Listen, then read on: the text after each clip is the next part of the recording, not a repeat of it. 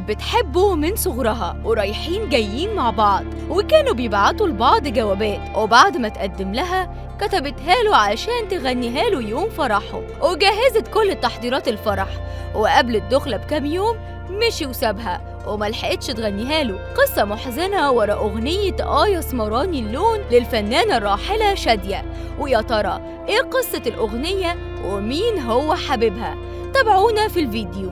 أغنية يا سمراني اللون حبيبي يا سمراني هي اللي غنتها الفنانة الراحلة شادية، والكل بيسمعها لحد النهاردة وبيتخيل حبيبه الأسمراني ويفتكر خفة دمه وموقف رومانسي وهو قاعد قدامه.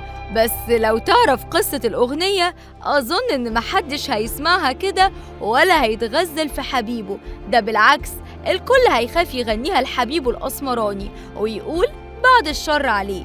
شادية من وهي صغيرة كانت طفلة شقية وصوتها جميل، وكل الجيران بتتكلم عن حلاوة صوتها، وكان عندها ابن الجيران أسمراني وشكله حلو ورايح وجاي في الشارع بتاعها، وغصب عنها القلب سلم ليه ووقعت في حبه. وكان عندها ساعتها 13 سنة، خصوصا ان دي فترة مراهقة.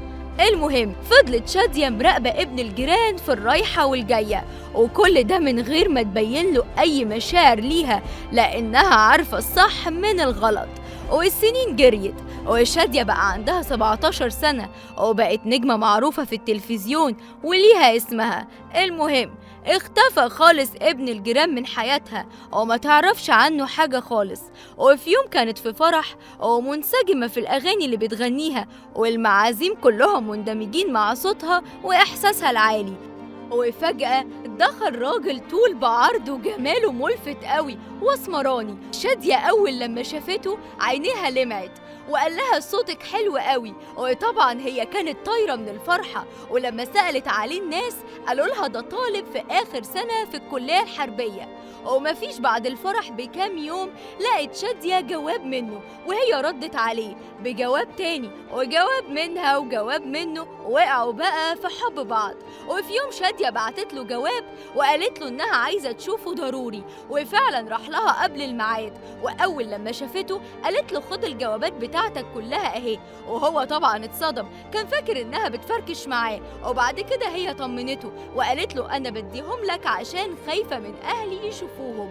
وقال لها على ايه الخوف ده كله؟ راح تقدم لها وخطبها واتفق معاها لما يتجوزوا انها تبعد عن التمثيل والغنى، وهي وافقت لانها كانت بتحبه. شادية كانت بتحضر للفرح لحد ما جه لحبيبها استدعاء سنة 1948 عشان يروح الحرب، وراح هناك ومرجعش تاني لأنه رحل هناك.